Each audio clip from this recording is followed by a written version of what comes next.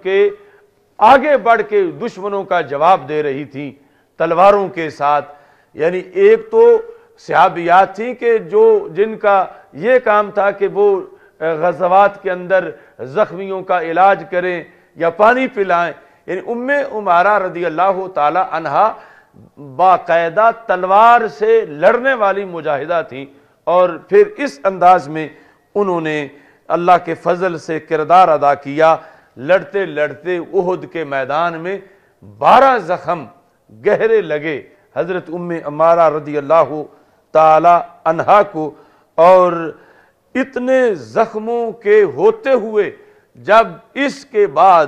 اگلا موقع آیا حمراء الاسد کی طرف جانے کا اعلان ہوا تو ان کے زخموں سے ابھی خون بہہ رہا تھا، لیکن انہوں نے اپنے جسم پہ کپڑے باندھ کے پھر تلوار پکڑ لی اور اگلی جنگ پر جانے کا ارادہ کر لیا. تو حسن یوسف پہ کٹیں مصر میں انگشتے زنا، سر کٹاتے ہیں تیرے نام پہ مردان عرب. جنہوں نے رخ زیبا دیکھا ان کا تو انداز ہی اور تھا، مگر آج تک جنہوں نے دیکھا بھی نہیں اور کلمہ پڑھا ہے، جنہوں نے رسول پاک صلی اللہ علیہ وسلم کے حسن کا دیدار بھی نہیں کیا، اس کے باوجود دلوں میں اتنا جذبہ ہے، اتنی محبت ہے، اور اس انداز کے ان کے حوصلے ہیں. یعنی ابھی اس مادہ پرستی کے دور میں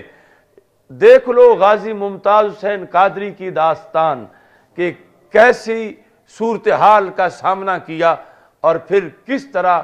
موت کے پھندے کو چوم لیا. اور یہ فرانس کے سفیر کے مسئلے پر اس کو دفع کرنے کے لحاظ سے اس تحریک کے اندر جو جوان شہید ہوئے، یعنی اگر ایک جگہ کسی دھرنے سے وہ غازی بن کے نکلے ہیں تو دوسری جگہ شہادت کے لیے پہنچ گئے ہیں، اور ابھی چند مہینے شادی کو ہوئے ہیں تو وہ بھی اس شوق میں، بچے بھی بوڑھے بھی. یعنی یہ لوگ جنہوں نے جام شہادت نوش کیا وہ تو ہر حال میں کامیاب ہو گئے. یعنی ایک طرف ظالمانہ راج ہے کہ عاشقان رسول صلی اللہ علیہ وسلم پر گولیاں چلائی گئیں، اور دوسری طرف یعنی اس وقت جو زندہ لوگ ہیں ہم، یعنی ہمارے لحاظ سے سوال ہے کہ ہمارا کردار کیا ہے، فلاں کا کردار کیا ہے، فلاں کا کردار کیا ہے. لیکن یہ تو وہ ہیں اس وقت صف ہستی کے اوپر رہنے والے جو رخصت ہوئے کہ انہوں نے اپنے اوپر کوئی قرض نہیں رہنے دیا، اور یقیناً ان کا کردار اللہ کے فضل سے ایسا کردار ہے جو مثالی کردار ہے. اس میں باقی بحثیں رہ گئیں ارباب اقتدار کے اوپر یا دھرنے دینے والی جو کال تھی اس کے منتظمین کے لحاظ سے، لیکن ان کا تو معاملہ کلیئر ہوا. مگر آج ہمارا حکومت وقت سے مطالبہ ہے کہ عاشق تو اپنی جان ہتھیلی پہ رکھ کے نکلتا ہے، وہ تو ہائے بھی نہیں کرتا، مگر اس کا یہ مطلب نہیں ہوتا کہ عاشق لاوارث ہے یا عاشق جو ہے ان کو بھیڑ بکریوں کی طرح تہتے کیا جائے. حضرت عمر رضی اللہ تعالی عنہ سے جب کہا گیا تھا بحری جنگ کے لحاظ سے تو آپ نے سمندروں کا جائزہ لیا، حالانکہ جہاد کی بڑی فضیلت ہے اور بڑے فضائل بیان کیے جا رہے تھے کہ اگر بحری جنگ کریں گے تو اتنا ایریا فتح ہو جائے گا. تو جب آپ نے سروے کروایا تو پتہ چلا کہ یہ جو سمندر ہے، چونکہ ابھی تک بحری جنگ ہوئی نہیں تھی، کہ یہ ایسا سمندر ہے اگر طغیانیوں پہ ہو تو پھر کشتیاں الٹ جاتی ہیں، اور اگر موجیں بالکل ساکن ہوں تو اس طرح کی ہیبت ہوتی ہے خاموشی میں کہ عقلیں زائل ہو جاتی ہیں. تو حضرت عمر رضی اللہ تعالی عنہ نے اپنی شورا میں کہا کہ اگرچہ اس سے اسلامی سلطنت کو فوائد بڑے مل سکتے ہیں، مگر میرے نزدیک ایک سپاہی دنیا و ما فیہا سے زیادہ قیمتی ہے. تو میں اس طرح اجازت نہیں دوں گا کہ ابھی ان حالات میں بحری جنگ کی جائے. ابھی مزید ہمیں ترقی کرنی چاہیے کہ بحری بیڑے کتنے اچھے ہوں تاکہ جانی نقصان نہ ہو. یعنی یہ نہیں کہ یہ کہا کہ اگرچہ ہر صحابی چاہتا ہے کہ میں جان دے دوں اس دین کے لیے، لیکن اس جان کو آگے جو قائد ہے اس نے سمجھنا ہے کہ قیمتی کتنی ہے. انہوں نے تو کہنا ہے کہ ہم جاتے ہیں، لیکن فرمایا کہ میرے نزدیک تو ایک سپاہی کی جان دنیا و ما فیہا سے قیمتی ہے، ایسے حالات میں میں اجازت نہیں دوں گا. تو ایک طرف سے یعنی بے دردی کے ساتھ ان لوگوں پہ گولیاں چلائی گئیں، حالانکہ ہزار طریقے ہیں اور بھی مجمع کو منتشر کرنے کے ہزار طریقے ہیں اور بھی اس مسئلے کے حل کے، اور یہ رمضان میں بالکل اندھا دھند جو نشہ اقتدار تھا اس کی وجہ سے یہ کروایا گیا. تو ہمارا یہ مطالبہ ہے کہ جو افسران ڈیوٹی پر تھے، وزارت داخلہ، اس کے کارندے، وزیر اعظم تک، جس کا جتنا حصہ بنتا ہے ان کو کٹہرے میں لایا جائے. یعنی فیض آباد یا اب یہ ایسا نہیں کہ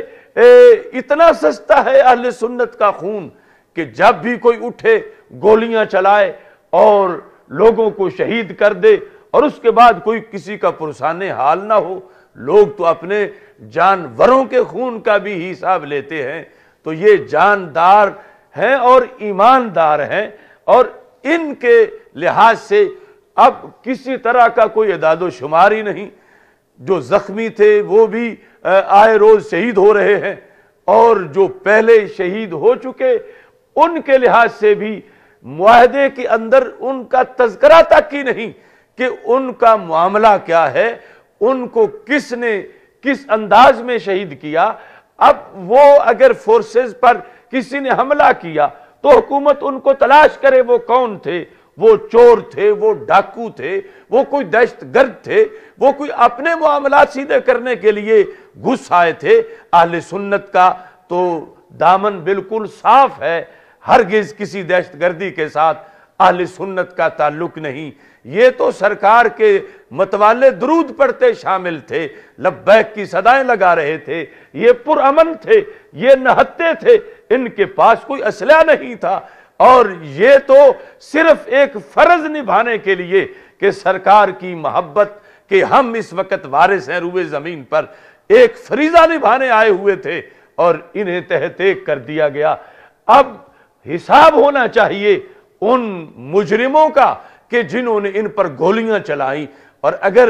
حساب نہ ہوا جیسے وہ فیض آباد کے شہیدوں کا نہ ہوا تو اس طرح یہ مسلسل سینے چھلنی ہوتے رہیں گے، خون بہتا رہے گا، اور عاشقان رسول صلی اللہ علیہ وسلم کو لاوارث سمجھا جائے گا کہ یہ جتنے بھی ان کو معاذ اللہ بھون دیا جائے ان کے پیچھے کوئی نہیں اور ان کا کوئی ہم سے حساب لینے والا نہیں. تو اس بنیاد پر ہمارا حکومت وقت سے مطالبہ ہے کہ جہاں جہاں شہادتیں ہوئی ہیں وہاں جن کی ڈیوٹی تھی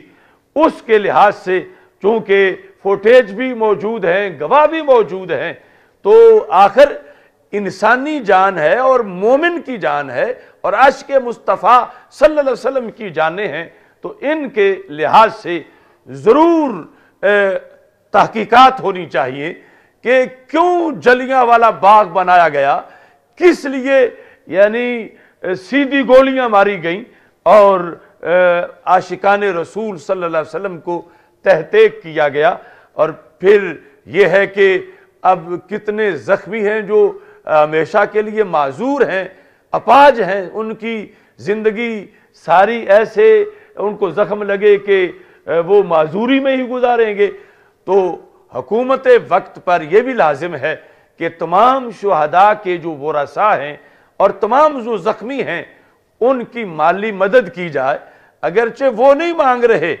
لیکن یہ فرض بنتا ہے ریاست پر کہ ریاست کے جو حکومت تھی ان کی طرف سے ظلم ہوا اور اس کے نتیجے کے اندر لوگ اتنے اپاہج ہو گئے، زخمی ہو گئے اور اتنی جانیں چلی گئیں. ٹھیک ہے وہ تو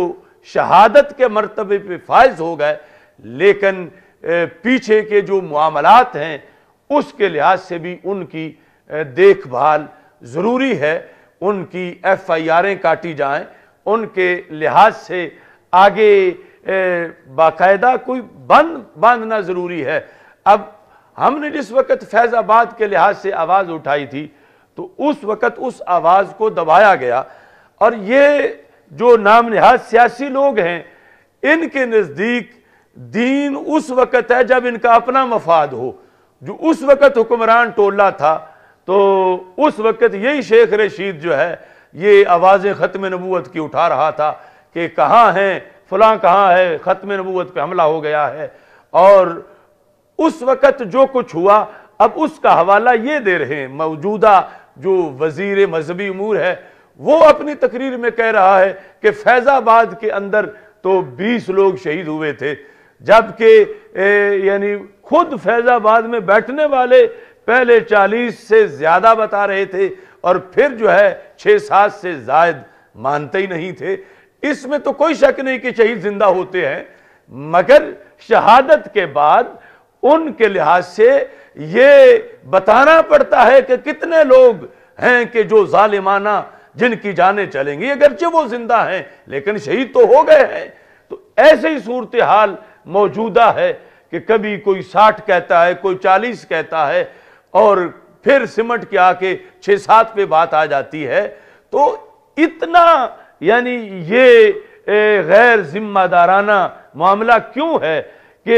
کوئی حساب ہی نہیں کہ ان کو وہ کتنے چہرے ہیں، ان کی شناخت کیا ہے، اور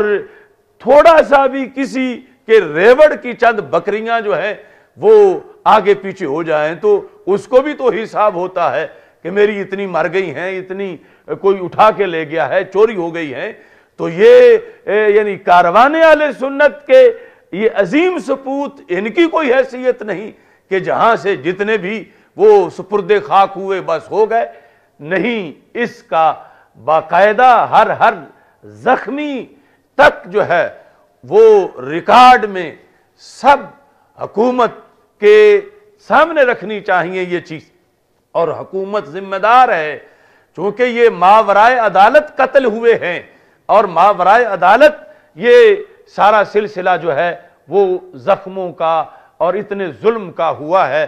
اس سلسلہ کے اندر افسوس یہ ہے کہ جو معاہدہ بتایا جا رہا ہے وہ کسی کو دکھایا ہی نہیں جا رہا، اور جو لفظوں میں بولا جا رہا ہے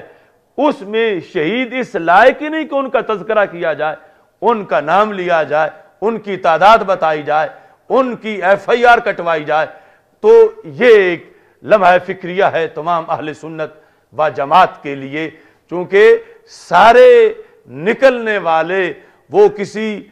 جماعت کا فارم فل کیے ہوئے نہیں تھے، ہاں غلامی رسول کا پٹا گلے میں ڈالے ہوئے تھے، وہ اس کاز کے لیے نکلے، سرکار کی محبت کے لیے۔ تو وہ